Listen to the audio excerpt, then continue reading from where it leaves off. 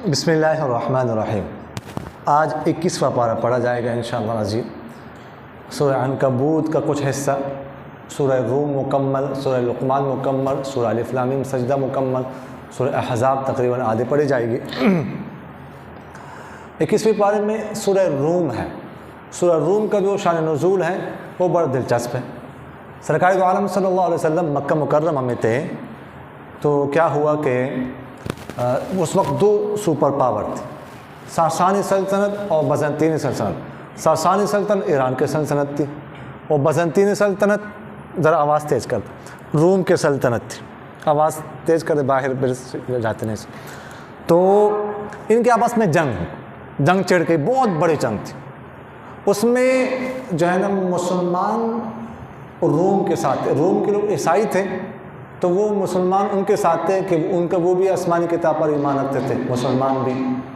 اور جو مشرکین تھے مکہ مکرمہ کے وہ ایرانیوں کے ساتھ تھے، یہ بھی بت پرست تھے، مشرک تھے، وہ بھی مشرک تھے، ٹھیک ہے۔ تو یہ دلچسپی تھی۔ وہ اللہ کا کرنا ایسا ہوا کہ ایران جو ہے نا ساسانی سلطنت وہ غالب آ گئی رومیوں پر۔ ہرقلہ بادشاہ تھا اس وقت، کافی علاقے پر ایرانیوں نے قبضہ کر لیا ان کے۔ خیر مشرکین خوش ہو گئے، ٹھیک ہے، مسلمان دلی طور پر ناراض ہو گئے۔ اس وقت سورہ روم نازل ہو گئے، الف لام میم غلبت الروم فی ادنی الارض وهم بعد غلبهم سیغلبون فی بضع سنین، کہ جو ہے نا کیا ہو گئے، روم مغلوب ہو گئے لیکن غالب آئیں گے کچھ سالوں میں، بضع سالوں میں آئیں گے۔ بضع کہتے ہیں 3 سے لے کر 9 تک، ٹھیک ہے، ان میں آئیں گے۔ اچھا اب کیا ہوا کہ ابوبکر صدیق رضی اللہ عنہ نے شرط لگائی کہ کیا ہے جی، آئیں گے، غالب آئیں گے۔ غالباً ذہن صاحب نام لکھ لیا، غالباً امیہ کے ساتھ تھے، ابی کے ساتھ تھے، معذرت نام لکھ لیا نا، ٹھیک ہے جی۔ کہا کہ 3 سالوں میں غالب آئیں گے، غالباً۔ تو ابوبکر صدیق رضی اللہ عنہ صلی اللہ علیہ وسلم کو کیا شرط لگی، اتنی اونٹ دیں گے، اتنی اونٹ دیں گے۔ تو آپ صلی اللہ علیہ وسلم کے پاس آئے ابوبکر صدیق رضی اللہ عنہ، تو آپ صلی اللہ علیہ وسلم فرمایا کہ دیکھو بضع کا لفظ ہے تو بضع کا 3 سے لے کر 9 تک کوئی بھی سال ہو سکتا ہے، تو آپ نے کم سال لگایا، جا کے سال بڑھا دو، اونٹ بڑھا دو، ٹھیک ہے، سال زیادہ کر، سال بڑھ گئے، آگے سال ہو گئے 9-10 تک چلے گئے، اونٹ بھی 100 اونٹ ہو گئے۔ اگر غالب نہ آئے اتنے سالوں میں تو ابوبکر صدیق 100 اونٹ دیں گے، اگر غالب آ گئے تو وہ 100 اونٹ دیں گے۔ اچھا کیا ہوا، اس کے بعد ہجرت ہو گئی۔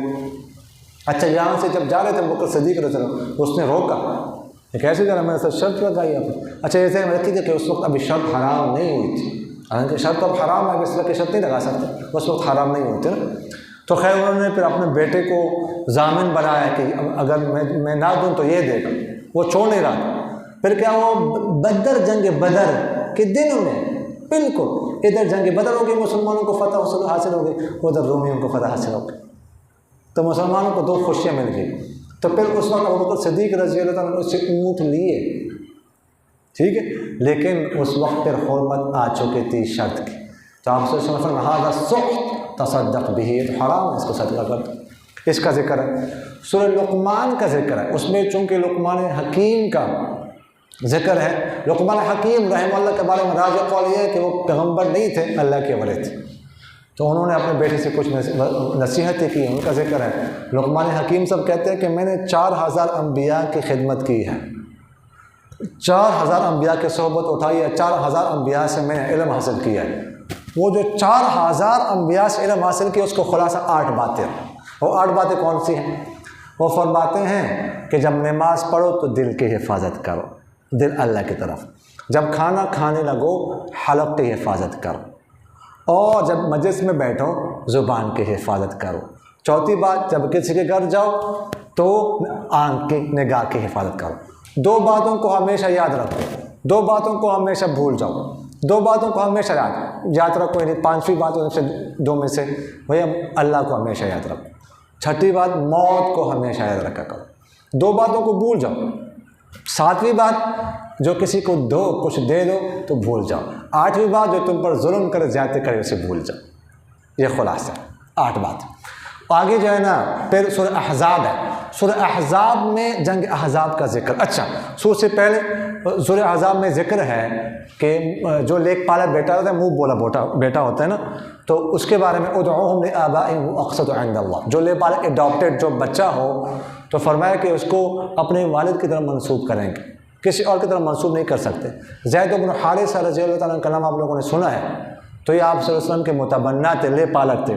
تو پہلے ان کو زید بن محمد کہتے تھے، یہ نام تھا. پھر جب یہ آیت نازل ہو گئی تو زید بن محمد کی جگہ وہ زید بن حارثہ ان کا والد کا نام لگا دیا گیا، کاٹ دیا گیا اس کو.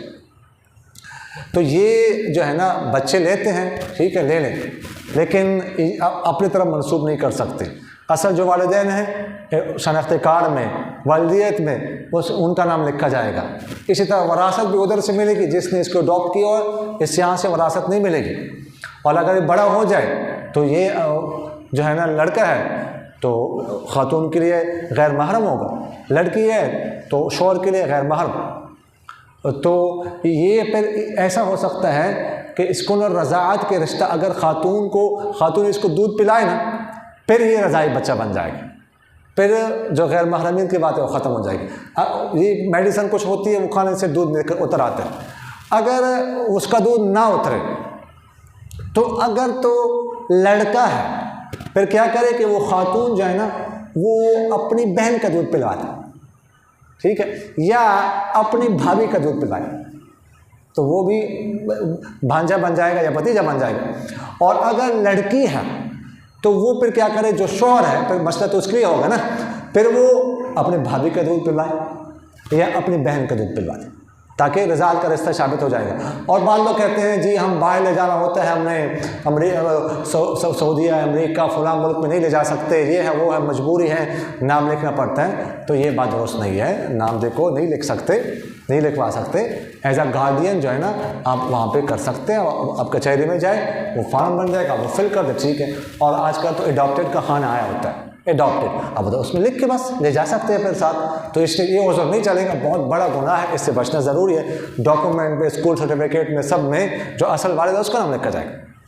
اور سورہ احزاب کا میں نے عرض کیا کہ 5 ہجری میں مشرکین مکہ کے 10,000 لشکر، حیی ابن اخطب جو صفیہ رضی اللہ عنہ کا والد تھا، یہودی تھا، اس نے جمع کیا مشرکین مکہ کو ادھر ادھر سے 10,000، بعض 12,000، بعض 15,000 کہتے ہیں. سب نے چڑھائی کی مدینہ منورہ پر مل کر. تو سلمان فارسی رضی اللہ عنہ نے مشورہ دیا، آپ صلی اللہ علیہ وسلم نے خندق کھدوائی. جب انہوں نے دیکھی تو عرب میں پہلی دفعہ آ گئے خندق، یہ کیا ہوں گے، ادھر ہی رک کر. تو 20-25 دن تک محاصرہ جاری رکھا، بہت سخت محاصرہ تھا، ٹھیک ہے. تو تیر اندازی ہوتے رہی طرفین سے. اس کے بعد اللہ تعالیٰ نے ان کو بھگا دیا، ہوا آ گئی، ان کے خیمے اکھاڑ دیے. اس کے بعد وہ واپس چلے گئے. آپ صلی اللہ علیہ وسلم نے فرمایا کہ اس کے بعد ہم پر حملہ نہیں کر سکیں گے، بلکہ ہم ان پر حملہ کریں گے. صفحہ درست.